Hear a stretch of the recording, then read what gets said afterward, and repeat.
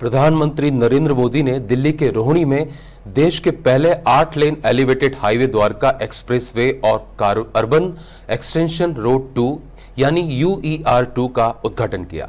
इस दौरान कार्यक्रम में पीएम नरेंद्र मोदी ने लोगों से भारतीय सामान खरीदने की अपील की। उन्होंने कहा कि भारतीय है तो भारत में बना सामान ही खरीदें। दिवाली पर भी वह सामान खरीदें जो भारत में भारतीयों की तरह से बना हो। व्यापारी भी विदेशी सामान छोड़कर लोकल सामान बेचें। आपको बता दें, इसी कड़ी में पीएम मोदी ने कहा, पिछली सरकारों ने दिल्ली को बर्बाद किया। भाजपा की नई सरकार को दिल्ली को उभारने में काफी समय लगेगा। दिल्ली को हमें विकास का ऐसा मॉडल बनाना है जहां से सबको महसूस हो कि ये विकसित होते भारत की राजधानी है। उन्होंने कहा, यूपीए सरकार में सिर्फ फाइलें चलती थी, लेकिन उन पर काम हमने किया। जब केंद्र में राज्यों में भाजपा की सरकारें बनी तो विकास शुरू हुआ।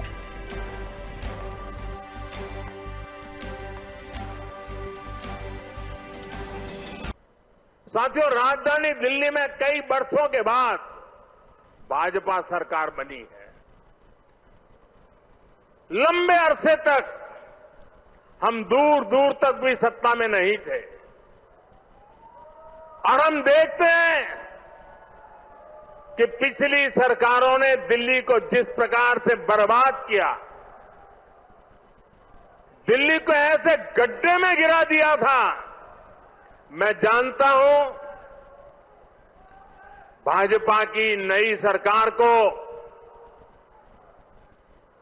लंबे अरसे से मुसीबतों बढ़ती जो गई थी, उसमें से दिल्ली को बाहर निकालना कितना कठिन है। पहले तो वो गड्ढा भरने में ताकत जाएगी और फिर बड़ी मुश्किल से कुछ काम नजर आएगा।